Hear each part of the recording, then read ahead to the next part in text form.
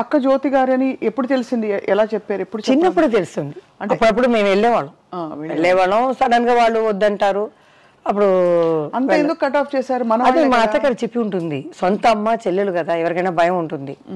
అక్కడ వెళ్ళి మన అమ్మ తెలుసుకుని మమ్మల్ని వదిలేసి వెళ్ళిపోతారో ఏమో అని వాళ్ళు చెడ్డవాళ్ళు అది ఏదో చెప్పి ఉంటుంది. బట్ తనకి ఎప్పుడు తెలిసి వచ్చింది మరి? ఎప్పుడు చెప్పారు? నాకు తెలిసేటప్పుడు అమ్మాయికి తెలుసు. మేము వెళ్తాను కదా చిన్నపిల్లలుగా వేసేటప్పుడు అక్క చెల్లెలు అని అందరికి తెలుసు. అలా స్టార్ట్ అయింది. తర్వాత దాసనారాయణ గారి పిక్చర్ కూడా చెల్లెలుగా చాలా పిక్చర్లు ఇచ్చారు. ఇద్దరు కలిసి నటించారు కదా, 1-2 సాంగ్స్. చాలా సాంగ్స్ చేసాం కలిసి. కొన్ని మాట్లాడుకుంటాం. మాట్లాడలేకపోతే మాస్టరు ఇద్దరు అమ్మల్ని పెడతారు కదా, జ్యోతిలక్ష్మి ఒకరు, జయమాలిక ఒకరు అని. వాళ్ళతో ఇలా చెయ్యి ఇలా అనుకోవాలని మేము రిహర్సల్ చేసుకుంటాము అంతే. కానీ సినిమా వాళ్ళు అందరూ చెప్తారు, ఎందుకు వీళ్ళందరూ మాట్లాడుకోలేదు అని. మమ్మల్ని అడుగుతారు, నాకు కూడా తెలియదండి అన్నాను. కారణం ఏమని తెలియలేదు. ఇప్పుడు నేను ఆలోచిస్తే ఇదే జరిగి ఉంటుంది, వేరేం లేదు. ఒక పిల్లని మనం పెంచుతామంటే మనం ఎలా చెప్పి పెంచుతామో అలాగే వస్తుంది పాప. అవును అలా చెప్పొచ్చు. వాళ్ళ మీద కూడా తప్పు లేదు. 5 years నుంచి పెంచుతున్నారు కదా, సడన్ గా వదిలేసి వెళ్ళిపోతే అదే వేరేం లేదు. సో అలా మొదలు పెట్టారు జయమాలి గారు మీ ప్రయాణం, సినిమా ప్రయాణం. కొన్ని క్యారెక్టర్ రోల్స్, కొన్ని సిస్టర్ రోల్స్, దాంతోపాటు మెయిన్ స్ట్రీమ్గా ఇప్పుడు ఐడెంటిఫికేషన్ ఏంటంటే ఒక మంచి ఐటమ్ సాంగ్ అని ఇప్పుడు అంటున్నాం. అప్పుడు ఆ రోజులో క్యాబరే అనేవాళ్ళు, క్లబ్ అనేవారు. అది ఆ ప్రాసెస్లో మీకు ఫ్రీడమ్ ఇచ్చేవారా?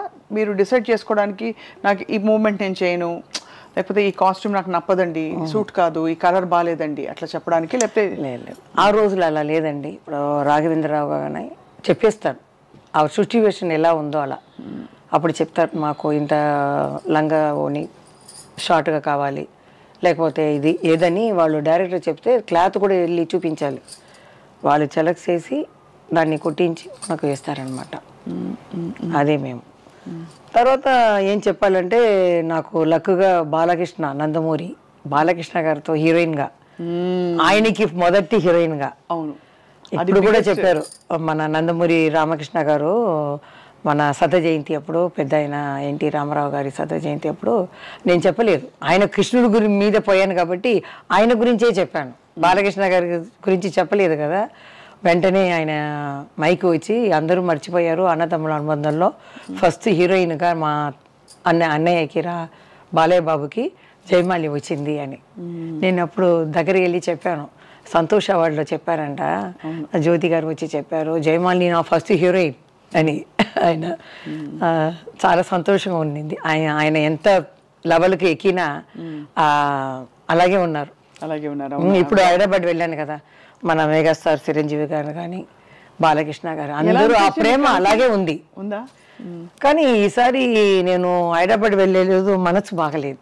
ఎందుకంటారు? ఆ 5 లెజెండ్ లేదు కదా ఫస్ట్ ఆ సమయం. ఇప్పుడు నేను వెళ్ళేటప్పుడు నాగేశ్వరరావు గారు, రామారావు గారు, కృష్ణంరాజు గారు, శోభన్ బాబు గారు, అది సరే ముగ్గురు వెళ్ళారు. వీళ్ళిద్దరు కృష్ణంరాజు గారు, కృష్ణ గారు ఉన్నారు అని కొంచెం మనసుని ఇది చేసుకున్నాను. ఇప్పుడు వెళ్ళేటప్పుడు కన్నీళ్ళు అలా వచ్చాయి. ఎందుకంటే బాల్య స్నేహం మనం మర్చిపోలేము. మాకు ఎలా రెస్పెక్ట్ ఇచ్చారు, మమ్మల్ని ఏది అనకుండా మాకు సహాయంగా ఉండారు, అది నేను మర్చిపోలేను. వెళ్ళగానే నాకు కళ్ళలో నీళ్ళు వచ్చినట్టు ఉంది. లేదు, ఈ ప్రపంచం ఉన్నంత వరకు వాళ్ళ పేరు ఉంటుంది, జీవిస్తూనే ఉంటారు, స్వర్గం నుంచి మన తెలుగు ఇండస్ట్రీని చూస్తూనే ఉంటారు అని నేనే ధైర్యంగా తీసుకొని వచ్చేసాను అనమాట. అదే ఎంత ఎమోషన్ ఉండండి మీలో. అంటే బయట చూస్తే ఎవరికి అర్థం కాదు. అంటే మీరేమిటో మీరు అందులో క్వైట్ చాలా మాట్లాడలేదు కాబట్టి ఇప్పుడు మాట్లాడుతుంటే అర్థం అవుతుంది, ఓహో ఇంత మనసు జయమాలి గారి మనసులో ఇంత ఉందన్నమాట. ఆ తర్వాత నాకు వయసు వచ్చి ఇప్పుడు చూసే కదా, అయ్యో ఎంత లెజెండ్, వీళ్ళతో చేసామో, ఏ భాగ్యం చేసామో, ఏ పూర్వ పుణ్య భాగ్యమో తెలియట్లేదే అని అనుకుంటున్నాను. వాళ్ళే కదండి మన సినిమా ఇండస్ట్రీకి పిల్లర్ లాంటి వాళ్ళు. ఇప్పుడు సెట్లో అంతా వాళ్ళతో ఇప్పుడు డాన్సెస్ అవన్నీ ఉన్నప్పుడు, షూటింగ్లు ఉన్నప్పుడు మధ్యలో మాట్లాడి పలకరించేవాళ్ళ మంచిగా? ఎన్టీ రామారావు గారు అంటే సైలెంట్గా కూర్చుంటారు, నమస్కారం పెడతాం మనం, పెట్టేస్తే సైలెంట్గా ఉంటారు. డ్యాన్స్ అయితే ఆయన ముందు చేస్తారు, 4 సారి చెయ్యాలని ఆయనకి ఇష్టం అనమాట. ఆయనకి చెప్తే ఇలా చేయాలి ఇలా చేయాలని నేర్చుకుంటారు. తర్వాత నేను వెళ్ళి రెడీ అయితే నువ్వు కూర్చోమ్మా, కష్టపడవద్దు, నేను చేస్తాను ఉండు ఇంకా 2సారి అని నేర్చుకుంటారు. వాళ్ళు ఎలా ఉన్నా చేయొచ్చు. ఆయన ప్రాక్టీస్ చేసి మీరు ఎలాగో సీజన్డ్ కాబట్టి అలా వచ్చేవారు. అలా కాదు, ఆయనకి ఆ కసి బాగా చెయ్యాలని.